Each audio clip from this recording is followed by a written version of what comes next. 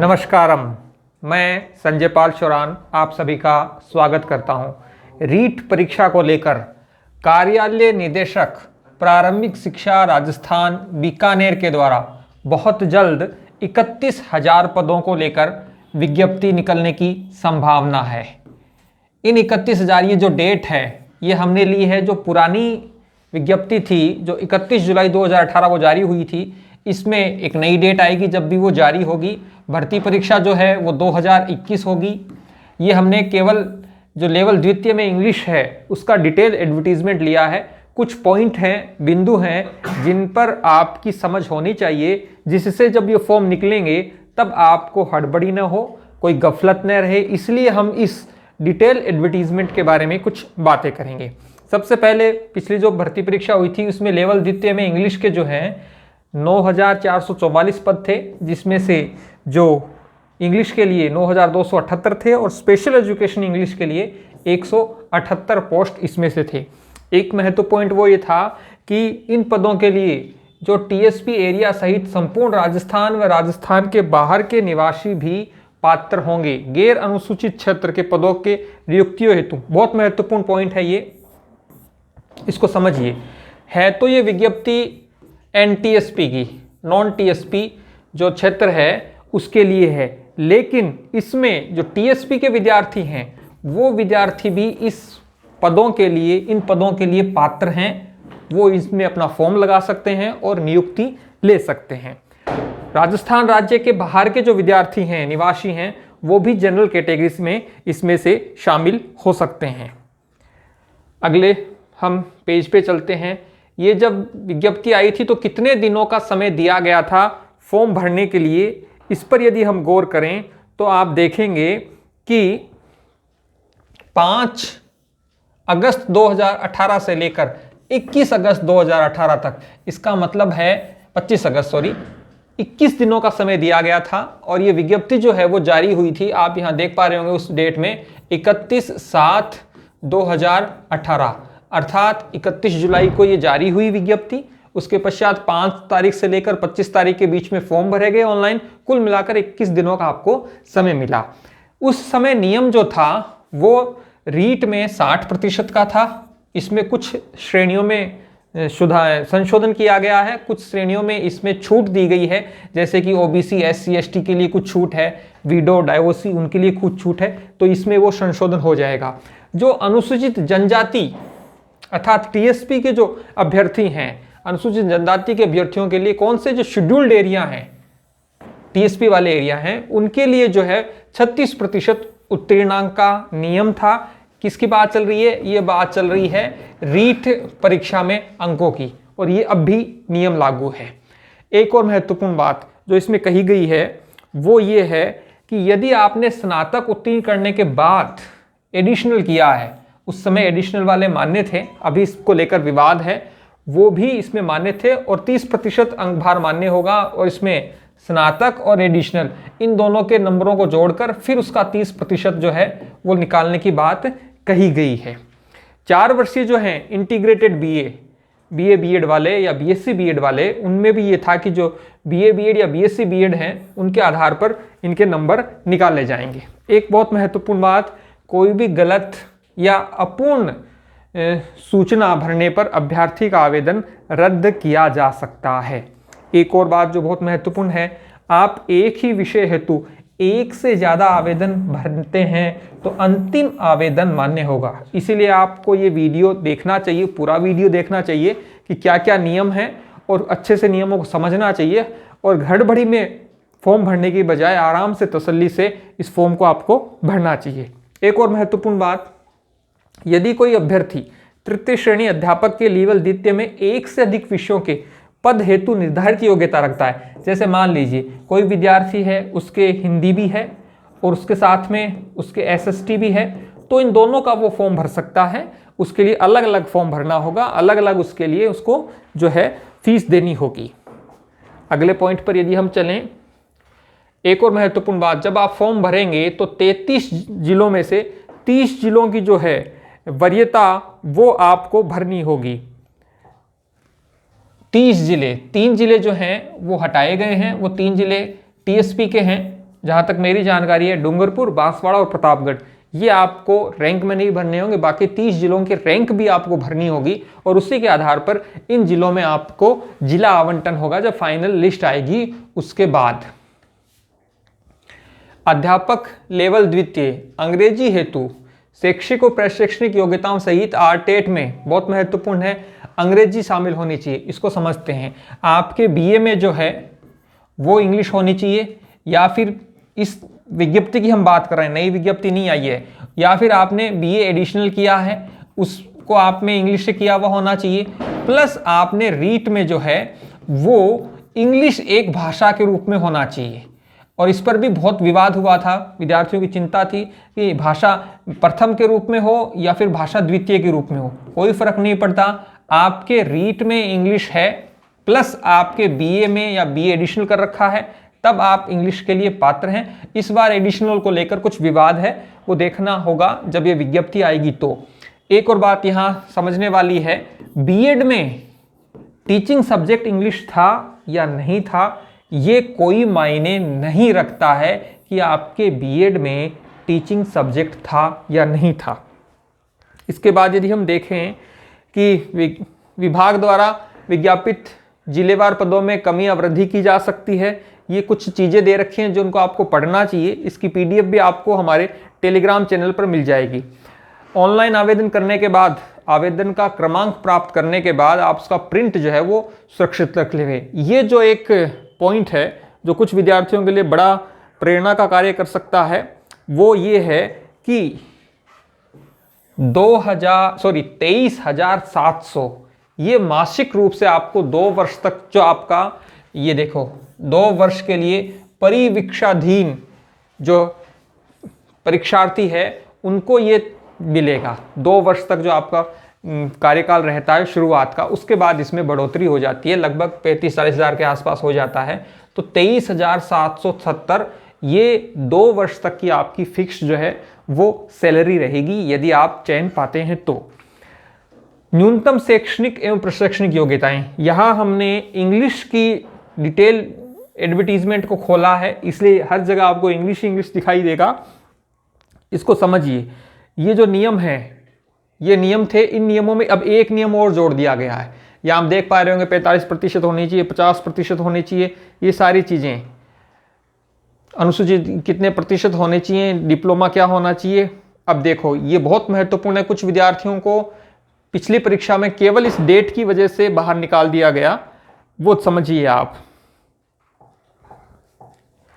पहले ये था कि 31 जुलाई 2009 के जारी होने से पूर्व जिन्होंने शिक्षक प्रशिक्षण पाठ्यक्रमों में प्रवेश ले लिया था, यहाँ शिक्षण प्रशिक्षण पाठ्यक्रम का मतलब हम समझ सकते हैं कि बीएड की बात हो रही है, उन्हें स्नातक स्तर पर या समकक्ष परीक्षा में न्यूनतम 45% अंक प्राप्त होने की बाध्यता है। ये बहुत महत्वपूर्ण नियम था। अब इस डेट को बढ़ाकर जो है वो 2011 कर दिया गया है। और जहाँ तक मेरी जानकारी है शायद वो 31 जुलाई 2011 है, जुलाई अगस्त का कोई महीना है, लेकिन 2011 है। एनसीटीई ने अपने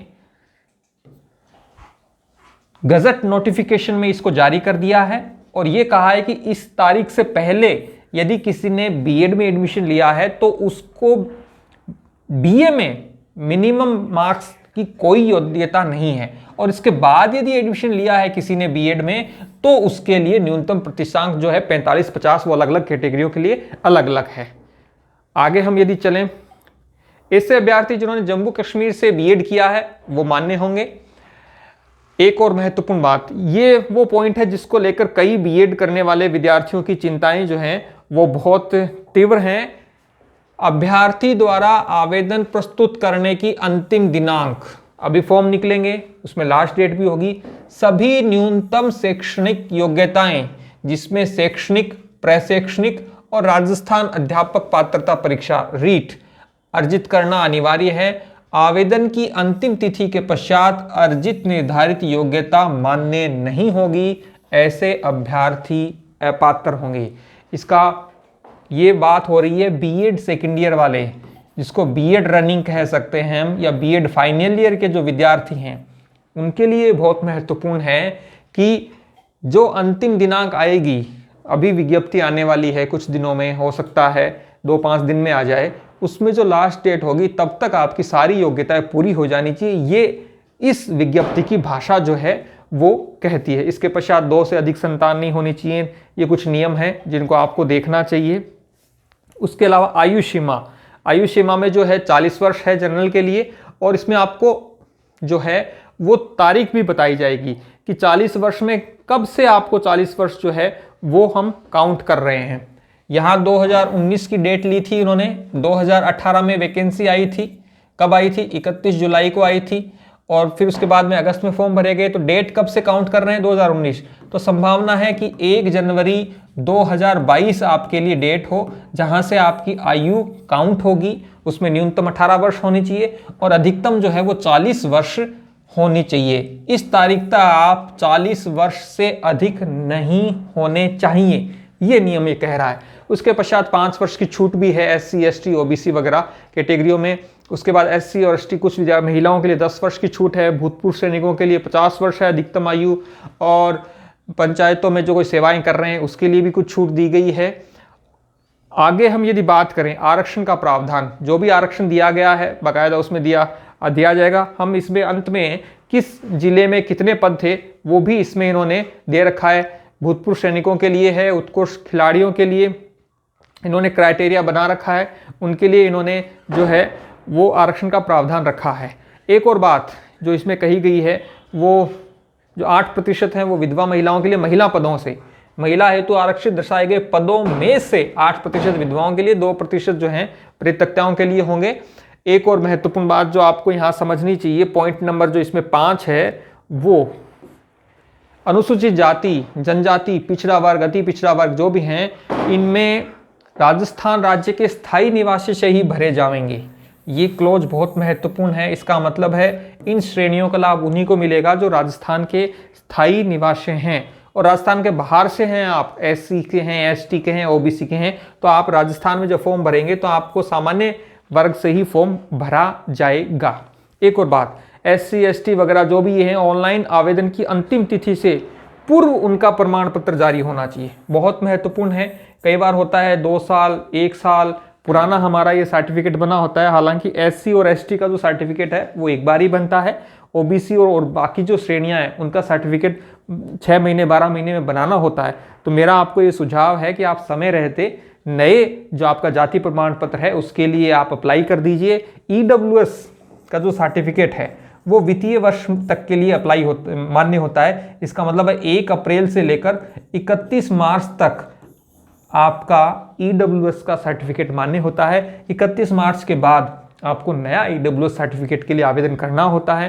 तो यदि आप EWS में हैं तो आप जो है वो अपना सर्टिफिकेट बनवा लीजिए। जाति OBC में है तो OBC का सर्टिफिकेट आपको बना लेना चाहिए, जिससे कि बाद में हड़बड़ी आपके नहीं हो। जो महिला परित्यक्ता हैं उनका लाभ तभी देय होगा जब समकक्ष न्यायालय या विधि द्वारा इस हेतु आदेशित किया जा चुका हो। विधवा महिलाओं को पति का मृत्यु प्रमाण पत्र एवं पति के नाम से लिंक प्रमाण पत्र भी प्रस्तुत करना होगा। इसे समझिए, पति का डेथ सर्टिफिकेट और जिसका आपने डेथ सर्टिफिकेट बनाया है उसकी आप वाइफ हैं, ये आपको लिंक का प्रमाण पत्र देना होगा। OBC वगैरह ये कुछ चीज़ें दी गई हैं। इसकी PDF आपको हमारे जो हैं चैनल पे मिल जाएगी। ये आपके फॉर्म की फीस है जिसमें कुछ परिवर्तन हो सकता है। भर्ती प्रक्रिया में बाकायदा दिया गया है मेरिट लिस्ट किस हिसाब से बनेगी। और आगे यदि हम एक और इसमें देखें, अन्य निर्देश भी हैं जो एक ये शपथ पत्र भी आपको देना होगा अभ्यर्थी द्वारा। शपथ पत्र की साहब ये चीज़ें हैं, मैं इस प्रकार से शपथ करता हूँ, इसमें सबको आपको पढ़ना चाहिए अच्छे से। 2 शपथ पत्र इस प्रकार से लगेंगे, इन्हीं को देना है, यही स्कैन होगा और ये जो भी आपने दस्तावेज दिए हैं उसके आगे टिक लग जाएगा, सब आपके पास रखने हैं। एक और महत्वपूर्ण बात ये है पदों का वर्गीकरण, बहुत महत्वपूर्ण है। किस विषय के कितने पद आएंगे ये अभी देखने वाला होगा, किस जिले में कितने पद आएंगे, लेकिन इन्होंने साफ बताया है कि साहब इस जिले से इतने हैं। इनका आप जब ग्रांड टोटल करोगे तो 9400 समथिंग जो है 46 वो आ जाएंगे। 9278 जो है वो सामान्य इंग्लिश के लिए थे, ये 168 स्पेशल इंग्लिश वालों के लिए थे, रीट लेवल 2 इंग्लिश में। कुल मिलाकर 9446 पद थे ये नॉन टीएसपी के हैं। टीएसपी के लिए अलग विज्ञप्ति आई थी, उसके लिए अलग जो है वो दिए गए थे। एक और मैं आपको पीडीएफ दिखाऊंगा वीडियो के अंत में। ये देखिए किस जिले में किस कैटेगरी में कितने पद किसके लिए हैं। अब यहाँ थोड़ा सा हमें समझना चाहिए, कुछ तकनीकी चीज़ें इसमें आप देख पा रहे हैं। यदि हम अजमेर को देखें, कुल पद 2018 की बात हो रही है, यहाँ 518 थे। इसमें से 183 ये पद पुरुषों के लिए थे। फिर महिलाओं के लिए जो है 30% ये आरक्षण था, जिसमें से सामान्य महिलाओं के लिए 53, उसके बाद विधवाओं के लिए 5, परित्यक्ता जो है विवाह विच्छिन्न है ये, उसके लिए 5 थे। ये कौन सा है? ये केवल है अनारक्षित, अनरिजर्व्ड के लिए था, जिसमें पुरुष और महिलाएं शामिल हैं। इस जनरल जो है इसमें केवल और केवल पुरुष शामिल होंगे, वो किसी भी कैटेगरी के हो सकते हैं। ये है ओबीसी का, इस ओबीसी में 76, इसमें केवल ओबीसी के पुरुष आएंगे, फिर ये महिलाएं, ये विधवा, ये परित्यक्ता, इस प्रकार से आप चलेंगे। यहां आप देख पा रहे हो ये दंडवत आरक्षण है। इस आरक्षण में होता ये है कि ये जो 28 पद हैं जो विशेष योग्य जनों के हैं, लगभग 3% पद हैं, इसमें होता ये है कि ये 28 इनमें से जिस भी कैटेगरी के होंगे उस कैटेगरी की पद जो हैं वो कम हो जाएंगे। जैसे मान लीजिए इस 28 में से 2 विद्यार्थी जो हैं, 3 विद्यार्थी, 2 हैं पुरुष और 1 है महिला, ये एसटी से हैं, तो ये 2 पुरुष यहाँ से 2 पोस्ट कम हो जाएंगी, और 1 महिला है, दिव्यांग है, जो यहाँ जो शहरिया आ गया, ये तो नॉन टीएसपी। और यदि जो है ये महिलाओं वाली जो है सामान्य है, ये इनमें से 1 पद कम हो जाएगा। इनमें से 2 होगा क्योंकि 2 पुरुष हैं 1 महिला है। फिर मान लीजिए इस 28 में से 5 जो हैं वो ओबीसी के हैं, जिसमें से 3 महिलाएं हैं और 2 पुरुष हैं। इसमें से यहाँ से 3 कम हो जाएंगे, और 2 महिलाएं हैं तो 2 यहाँ से कम हो जाएंगी। कुल मिला के दिव्यांग जो हैं वो ऊपर के जो सबसे टॉप के 28 लोग हैं उनको लिया जाएगा और उनकी कट ऑफ बनाई जाएगी। ऐसे ही उत्कृष्ट खिलाड़ियों के लिए हैं, ऐसे ही भूतपूर्व सैनिकों के लिए। ये पूरी लिस्ट थी। तो कुल मिला के ये एक छोटा सा वीडियो था जिसमें हमने पूरा बताया है आपको कि किस प्रकार से ये भर्ती के नियम हैं जिनको आपको समझना चाहिए।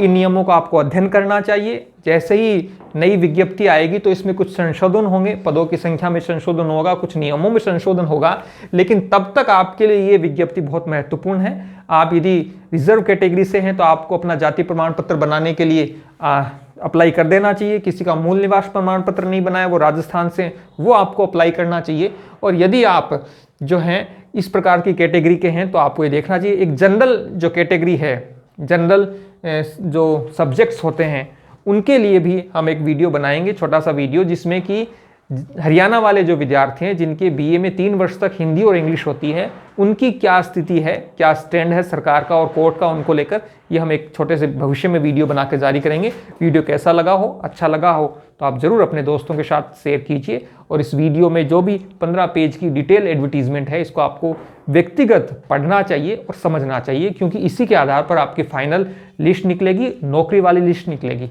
धन्यवाद।